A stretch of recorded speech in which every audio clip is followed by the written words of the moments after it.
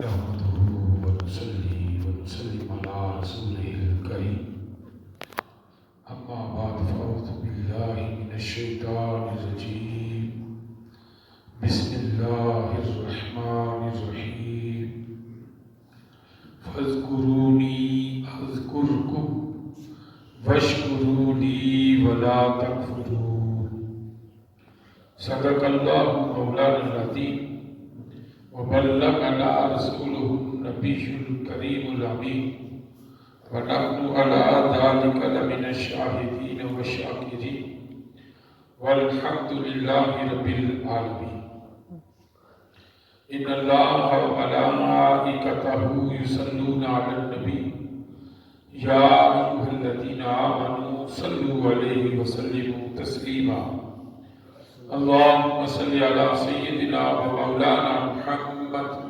وعلى آل سيدنا ومولانا محمد وبارك وسلم. معزز سامعین، آج ہم سورہ بقرہ کی آیت مبارکہ 151 سے شروع کریں گے. رب کائنات نے ارشاد فرمایا فاذکرونی اذکرکم واشکروا لی ولا تکفرون.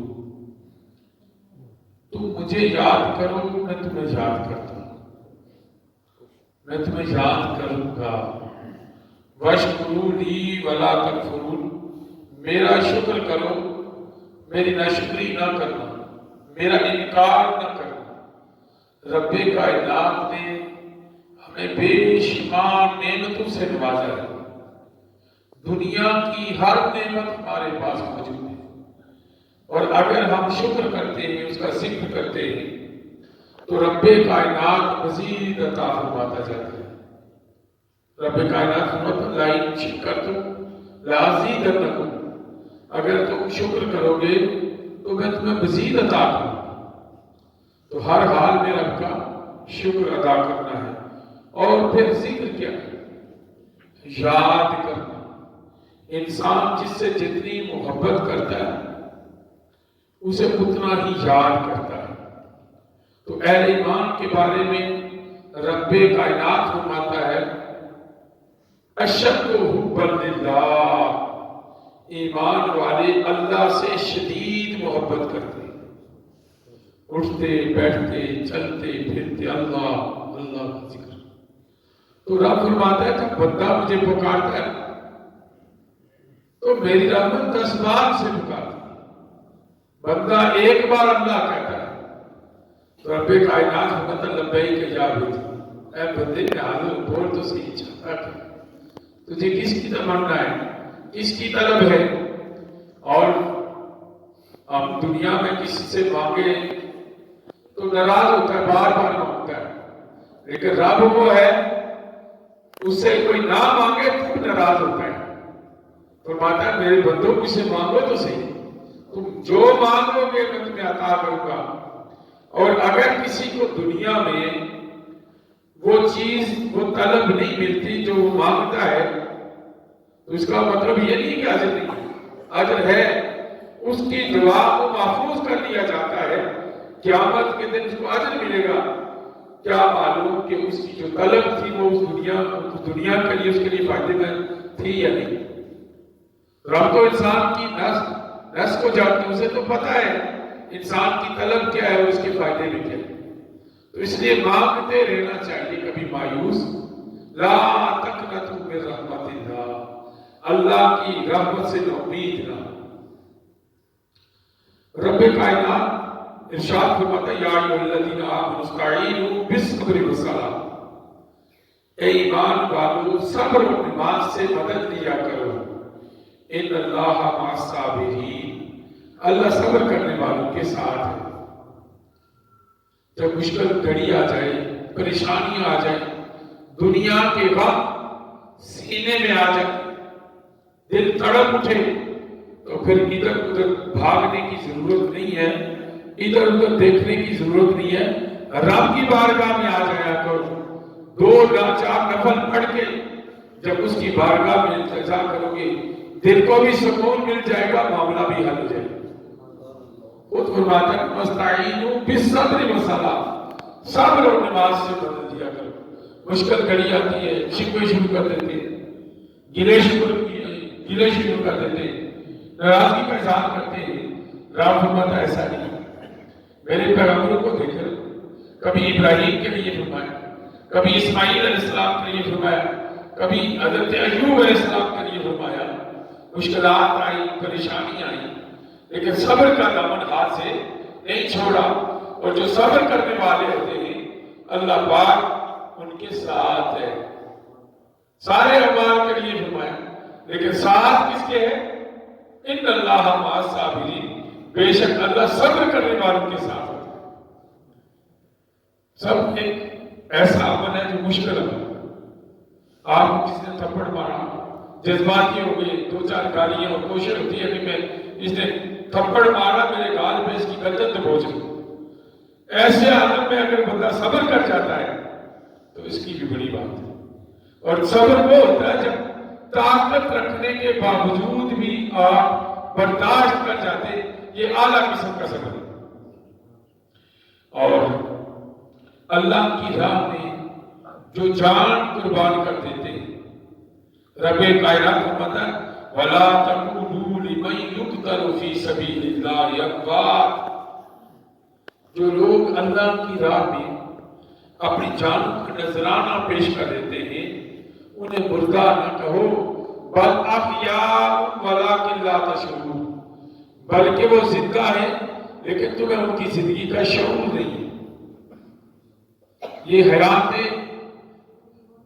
دوام ان کو مل جاتی ہے، ہمیشہ کی زندگی مل جاتی ہے۔ تو جو لوگ ہر وقت اللہ کا ذکر کرتے رہتے ہیں، اللہ کی یاد میں مہر رہتے ہیں، رب کائنات ان کو بھی ہمیشہ دوسروں کے دلوں میں زندہ رہتا ہے۔ فرمایا آج کو تمہیں یاد کرتا ہوں، کرتا رہوں۔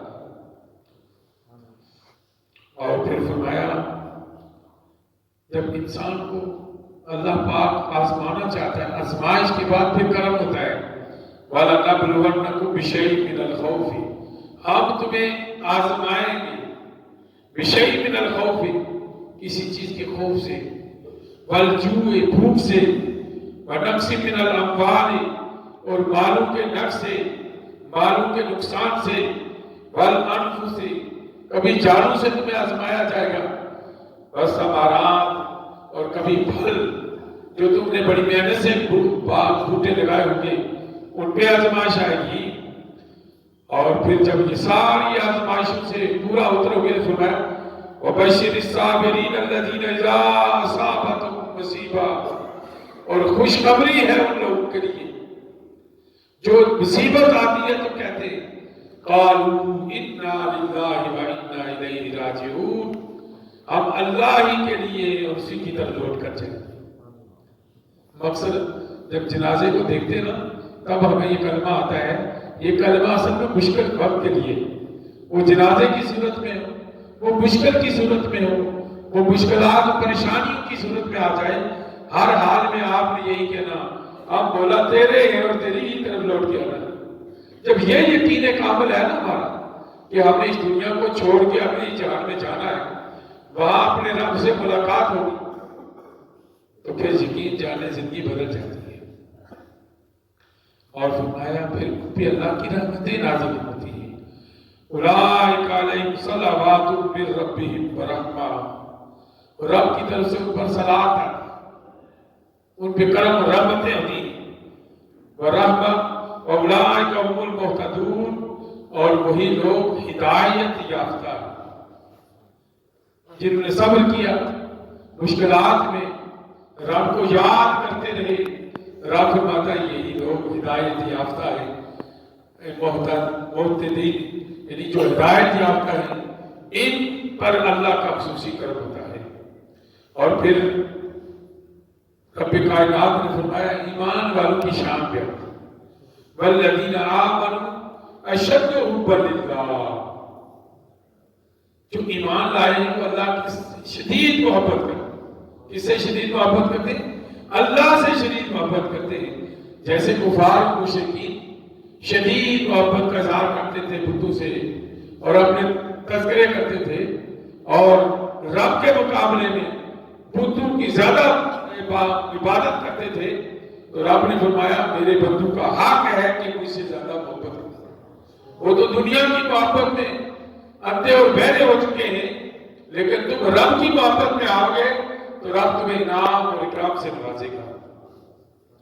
اور اس کے حلال کے بارے میں بھی ارشاد فرمایا یا الناس، اے لوگو، کلوا مما فی الارض حلالا طیبا، کھاؤ زمین کی حلال طیب اور پاکیزہ چیزیں۔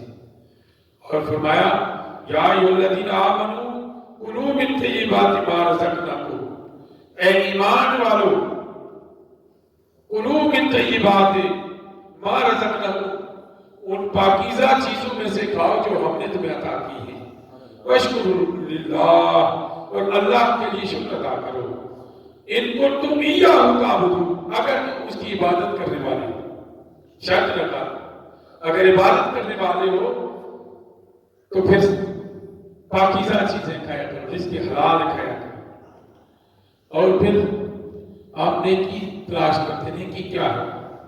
جب تحویل قبلہ کا حکم آیا تو یہود و نصارہ تو بیت المقدس کی طرف نماز پڑھ کے کہتے، وہ کہنے لگے نیکی تو یہ تھی کہ ادھر نماز پڑھتے، مسلمان کو برلانے کی کوشش کی تو رب کائنات نے فرمایا لیس البر ان تولوا وجوہکم قبل المشرق والمغرب، نیکی صرف یہی نہیں ہے کہ تم وہ مشرق کی طرف کر لو یا مغرب کی طرف، نیکی صرف یہی نہیں ہے، ولکن البر من آمن باللہ والیوم الآخر، نیکی تو یہ ہے کہ تو بل دیکھے اپنے رب پر ایمان لے اور آخرت پر ایمان رکھے، والملائکہ، اور اللہ کے فرشتوں پر ایمان رکھے، والکتاب، اور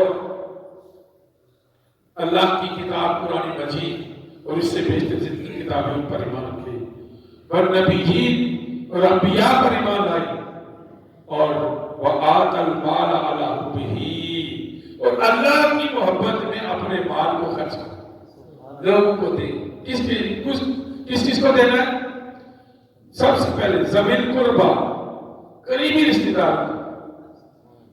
آپ اکثر دیکھتے ہیں کہ قریبی رشتہ دار، بھائی بہن، بے شک بھوکا مر رہا ہو، پریشان ہو، اور باہر جا کے صدقے دیتے ہیں، باہر بڑی اپنی آپ معلوم ہے اپنی شہرت کراتے ہیں کہ آپ بڑے جو سخی ہیں۔ رب نے فرمایا شروع یہاں سے کرنا ہے، ذوی القربہ، قریبی رشتہ دار کو، والیتامیٰ، یتیموں کو، والمساکین، اور مسکینوں کو، وابن السبیل، مسافروں کو، والسائلین، اور سوال کرنے والوں کو، وفی الرقاب، اور قیدیوں کو۔ اور پھر کیا کرنا ہے؟ یہ تمہارے کیا ہو گئے؟ اعمال ہو گئے۔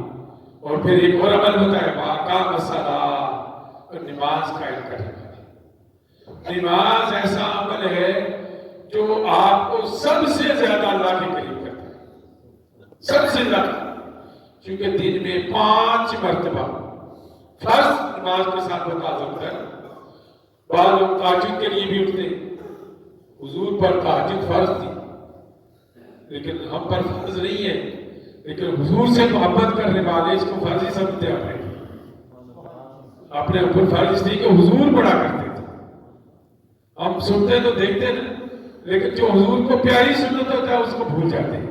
نماز حضور کو بڑی پسند تھی، تہجد حضور کا ایسا عمل ہے جو کبھی چھوٹا نہیں، نوافل کثرت سے پڑھا کرتے تھے۔ تو رب فرماتا ہے وَأَقَامَ الصَّلَاةَ، نماز قائم کرتے ہیں، وَآتَ الزَّکَاةَ، اور زکوٰۃ ادا کرتے ہیں۔ زکوٰۃ جس پر فرض ہو اور وہ زکوٰۃ ادا نہ کرے پھر اس کا کھانا پینا پہننا سب حرام ہو جاتا ہے، اور جب وہ اس کا کھانا پینا حرام ہو جاتا ہے تو پھر اس کا کوئی عمل قبول نہیں ہوتا۔ اس لیے معاملات کو بڑی توجہ سے، چونکہ مال جب آتا ہے تھوڑا مال ہوتا ہے پرواہ نہیں ہوتی، 100 کے ساتھ 2.5 روپے پر، 1000 کے ساتھ 25 روپے، لاکھ کے ساتھ 2500، لیکن جب کروڑ آتا، کروڑ 2.5 لاکھ، پھر پتہ تھوڑا پریشان ہوتا ہے۔ یار یہ 2.5 لاکھ روپے دینے پڑیں گے، اس سے بہت سارے مسئلے حل ہو سکتے ہیں، لیکن اگر آ جائے 1 ارب روپے، قابل تو جو ارب روپے آپ کے پاس آئے، ان میں سے 2.5 کروڑ دینے پڑ جاتے ہیں، تو پھر ثعلبہ بن حاتم کی طرح بندہ پریشان ہو جاتا ہے۔ 2.5 کروڑ غریبوں مسکینوں کو دوں گا، میرا تو ستیہ ناش ہو جائے۔ 2.5 کروڑ میں کیا کیا آتا ہے حساب کر تو رب نے ایک بیلنس رکھا ہوا، ایک نظام رکھا ہے۔ فرمایا جب اللہ کی محبت کرنے والے ہو، اللہ کی محبت کا دم بھرتے ہو، تو پھر مال کی محبت نہیں کرنی، پھر جو رب نے حکم دیا اس کو فالو کرنا۔ اور فرمایا وَالْمُوفُونَ بِعَهْدِهِمْ، اور اپنے وعدوں کو پورا کرتے ہیں۔ زبان سے بات نکلی، قائم ہو گئی، پھر جب منافع ظاہری دیکھا تو پھر یہ ایسا نہیں ہوتا، وہ زبان کے پکے ہوتے ہیں۔ اذا عہدوا، جب وعدہ کر دیتے ہیں، وَالصَّابِرِينَ فِي الْبَأْسَاءِ وَالضَّرَّاءِ، اور پھر مشکلات آتی ہیں، پریشانیاں آتی ہیں، جنگ کا میدان ہو یا کوئی میدان ہو، اس میں صبر کرتے ہیں۔ حین الباس، جب جنگ چھڑ جائے، مشکل آ جائے، پریشانی آ جائے، کیا کرتے ہیں؟ صبر کرتے ہیں۔ اولئک الذین صدقوا، یہی لوگ ہیں جو سچے ہیں۔ واولئک هم المتقون، اور یہی لوگ ہیں جو تقوی والے، جو اللہ سے ڈرنے والے، جو پرہیزگار ہیں، جنہوں نے اپنے آپ کو اللہ کی خاطر قربان کر دیا ہے، تو پھر رب نے ان کو مومن قرار دیا ہے۔ پھر سورہ مبارکہ میں قصاص کا حکم ہے کہ جو آدمی کسی کا قتل کر دیتا ہے وہ اس کے بدلے میں قتل کیا جائے۔ اس میں بڑی حکمت ہے، رب نے بیان کی۔ وصیت کا حکم ہے، اور وصیت لکھنے والے کے لیے ہے کہ وہ صحیح معنوں میں وصیت لکھے، فراڈ نہ کرے، اپنی طرف سے کچھ نہ لکھے۔ روزے کی فرضیت سورہ بقرہ میں بڑی تفصیل سے ہے۔ آیت نمبر 183 میں ارشاد فرمایا یا ایھا الذین آمنوا کتب علیکم الصیام کما کتب علی الذین من قبلکم لعلکم تتقون، اے ایمان والو تم پر روزے فرض کیے گئے جس طرح تم سے پہلے لوگوں پر فرض کیے، لعلکم تتقون، تاکہ تم تقوی اختیار کرو، تاکہ تم پرہیزگاری اختیار کرو۔ اور فرمایا شہر رمضان الذی انزل فیہ القرآن ھدی للناس وبینات من الھدی والفرقان، دونوں کی شان بیان کرتا ہے، قرآن کی بھی اور رمضان دونوں کی، اور لازم و ملزوم کر دیا آپ نے۔ جس طرح آپ ماشاءاللہ قرآن سننے آتے ہیں، رات کو تراویح میں سنتے ہیں، صبح درس سنتے ہیں، اور یہ برکت آپ لوگ اور بہت سارے اہل ایمان اٹھا رہے ہیں۔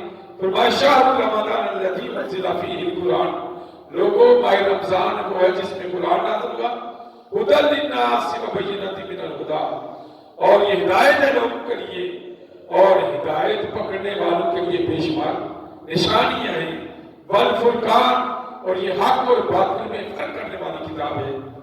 اور آخری بات رب کائنات نے فرمایا اذا سالک عبادی انی فانی قریب، محبوب جب میرے بندے تجھ سے پوچھے نا، سوال کریں، تو ان سے کہو کہ میں تم سے زیادہ قریب ہوں، تمہاری شارک سے بھی زیادہ قریب ہوں۔ اجیب الدعوۃ الداعی اذا دعانی، اور جب کوئی پکارتا ہے پکارنے والا، فلیستجیبوا لی، بس مجھے ہی پکارو، مجھ سے مانگو، جو طلب ہے مجھے کہو، ولیؤمنوا بی، اور مجھ پر ہی ایمان لاؤ، لعلہم یرشدون، تاکہ تم ہدایت پا جاؤ۔ اللہ پاک ہم سب کو عمل کی توفیق عطا فرمائے۔ وآخر دعوانا